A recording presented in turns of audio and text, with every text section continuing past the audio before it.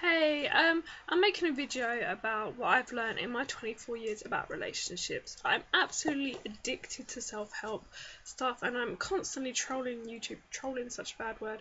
I'm constantly browsing YouTube to find that kind of information. And, I thought, I've learned stuff myself, so I might as well share what I've learned. I have a book here, which I've tended to write in when I've had, a brainstorm or something's come in my head that I've discovered about a previous relationship or the relationship I'm in at the time or whatever, and something I've discovered about myself. So I'm just gonna go through the points that can be generalized and not just personal to me. So here goes. I probably should remember this off by heart really, because otherwise I've not really learned anything. I think I'm gonna start off with real human. No one is perfect, and you've got to get over that perfect expectation of other people because you're not perfect yourself. Sorry, but you're not. Also, at no age you stop making mistakes. You probably make mistakes for the rest of your life. It's just whether you're gonna learn from them or carry on making them. So, avoiding that situation so that mistake doesn't happen again. Take a positive from a negative, and yeah, voila, maybe things will help for your future. Also, I think you've got to seize a day in a relationship. Enjoy that relationship, enjoy that moment, because if you don't enjoy that moment, you will look back to that moment and think, why was I not enjoying it? And instead of letting all the little petty things bother you all the time about the future or the past, enjoy that moment.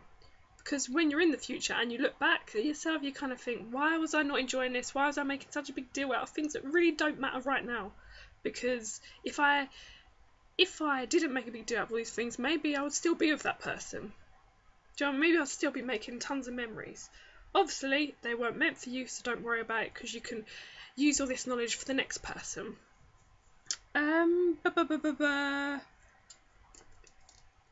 I think, I've noticed that my parents' relationships have had an impact on how I see relationships, and I think that's something you've got to be very careful of, not to let your upbringing control how you are in a relationship.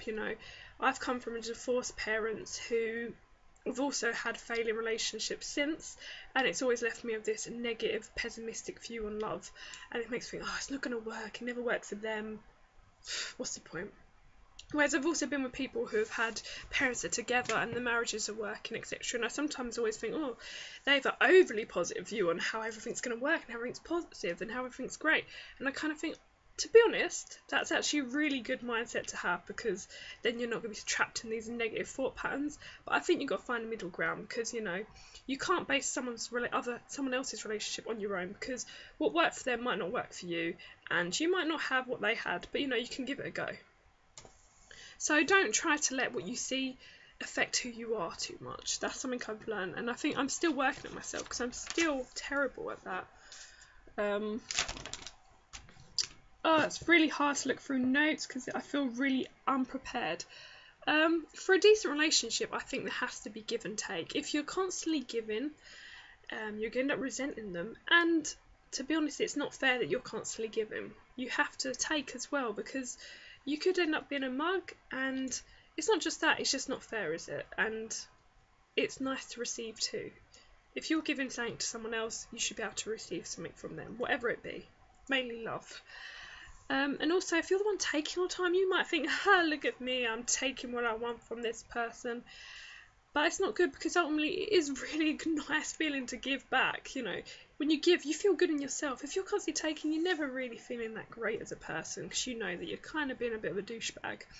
So giving and taking is very important to, keep it going. Blah, blah, blah, blah. I think also jealousy can be a big problem. Jealousy to me is like alcohol to an alcoholic. I have been a sufferer from jealousy, and I'm still working on it, but I can overcome it. And I think the first step to overcome it is admitting you have a problem, just like alcoholics have to with alcohol. Otherwise you're going to constantly blaming others for the way you feel, when in matter of fact it's you that's making yourself feel like this. Yeah, they might do douchebag things, but it's your low self-esteem and all that stuff that's actually making you feel like this. So you need to work on yourself with the whole jealousy thing. I know it sucks, but you kind of have to grin and bear it, and soldier through, because you got to, you know, to be honest, it's not just about them being a douchebag. It's kind of like, it's not nice that you're feeling that way, so you've got to try and stop yourself from feeling that way. And talking things through instead of attacking someone about it is also very important, you know, to be able to talk and not just attack, and not just assume everything they do is wrong because of how you feel so jealous that every time they talk to someone, they obviously, you know, they're doing something incredibly wrong, because there's not a rule book, you know. People, you have to be you. You can't lose who you are in relationships. So don't let your jealousy change someone. Also, you feel horrible when you're suffering from jealousy, because you do kind of feel like a bad person. You do feel like a freak that's crazy and needs some form of control over someone, and you need to work on that. And I think the best way to work on that is to admit that you have a problem, and not to just blame someone else for that problem. Even if they are a complete douche. If they are a complete douche, then get rid of that person.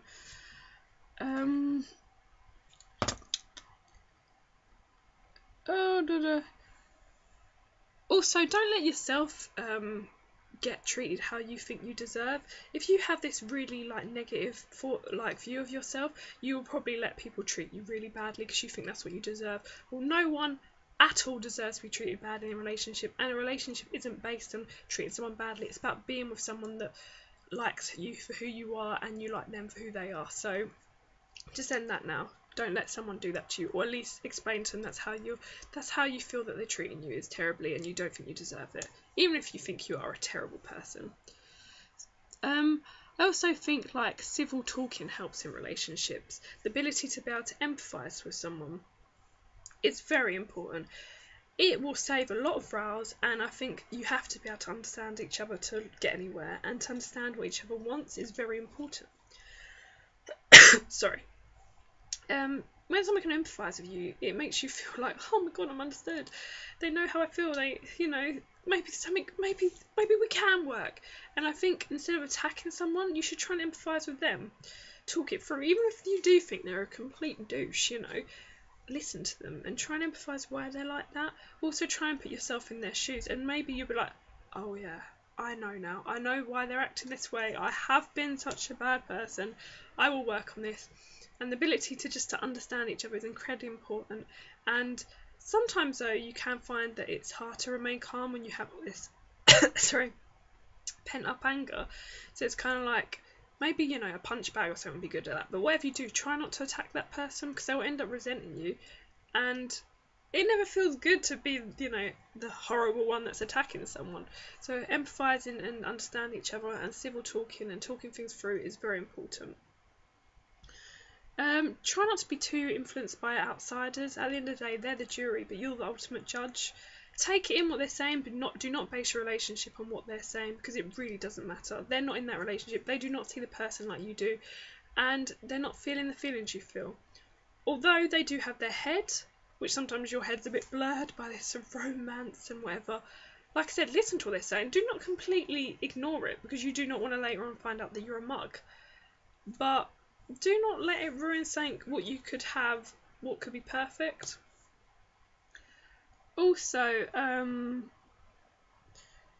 matter how you think you could be immune to emotions, if you really care about someone, there will be these negative and positive emotions that will spring up occasionally. You may cry and you may be overwhelmed with joy, but do not think, oh, because I have done all this before, when I was 16, I got over all that stuff, I'm old now, things like that don't faze me. They will. If you really care about someone, you could find yourself crying at 40, do you know what I mean?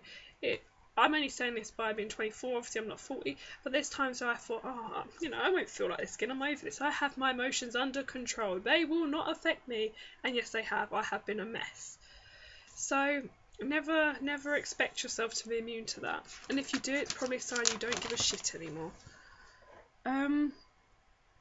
Smiling. I think smiling is very important. It's very attractive. And if you keep smiling in a relationship, you're showing the person that you're happy to be with them, and they will instantly smile back, because smiling is just, it's like yawning. If you see someone yawn, you end up yawning, and same with smiling. It's kind of like, ooh, they're smiling, I'm going to smile back. It makes you feel happy. Even when you're feeling a bit blue, just smiling can actually make you feel happy. And it's very sexy as well. Smiling is amazing. Also, with sex, I've had this problem where it's become a bit of a chore. and especially as relationships go on, I think if you have a really good connection with someone, that shouldn't happen. And I think to keep the connection going, you probably do have to be quite sexually active with them. Obviously, sex isn't the be and end all, but it is quite important to keep a connection. I just think the main problems with people with sex is that they put a lot of pressure on themselves. It's not a show. It's a bond between two people, and it should not be some kind of I'm going to try and be a porn star. You just got to let yourself relax, enjoy each other, and don't let it get too dehumanized, because that's when the problems will start happening. And yeah, so I did have more to say, but it's all kind of gone. But yeah, that's some of the stuff I've learned about relationships. Feel free to comment. Bye.